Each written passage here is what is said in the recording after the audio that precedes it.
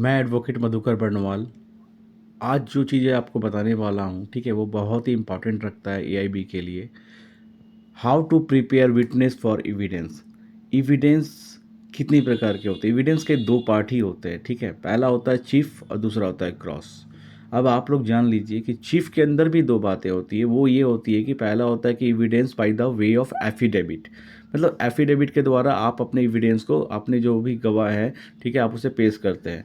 दूसरा होता है ओरल स्टेटमेंट। ओरल स्टेटमेंट में क्या होता है कि civil case, matrimonial case, divorce case, 125 maintenance case, इन सभी में हम गवाही को रिटर्न में लिख के देते हैं, ठीक है। तो आपको ये मालूम रहना चाहिए, जब आप अपनी रिटर्न एविडेंस को कोर्ट में शो करते हैं, तब सामने वाले वकील साहब जो क्वेश्चंस आपको पुट करेंगे, ठीक है, उसे क्रॉस कहते हैं। बहुत से लोग क्रॉस का मतलब नहीं समझते होंगे, तो उन्हें मैं बताना चाहता हूँ कि क्रॉस मतलब तब किया जाता है जब पहला पार्टी जो कहता है उसे, मतलब उस बातों को ये दिखाना होता है कि आप ऐसा कैसे कह रहे हैं, तो क्रॉस करता है, ठीक है। अगर चीफ ओरल देते हैं तो इसकी तैयारी वकील साहब के द्वारा ही होती है, स्टेप बाय स्टेप।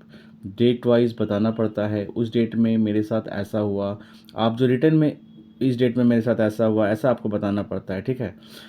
आप जो रिटर्न में अपना एविडेंस एफिडेविट के द्वारा देते हैं ना, तो याद रखिए सबसे इम्पॉर्टेंट पार्ट ये होता है कि जो सामने वाला वकील होता है, वो जो क्रॉस करता है, वो क्या क्वेश्चंस पुट करेंगे, ठीक है, ये समझने वाली बातें होती है।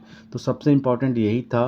मुझे उम्मीद है कि आज का जो भी मैंने टॉपिक कवर किया वो आपको बहुत अच्छा लगा होगा। एआईबी के लिए बहुत इम्पॉर्टेंट है। तो आप अगर अच्छा लगा है तो प्लीज़ मेरे चैनल को सब्सक्राइब कीजिए। Thank you so much.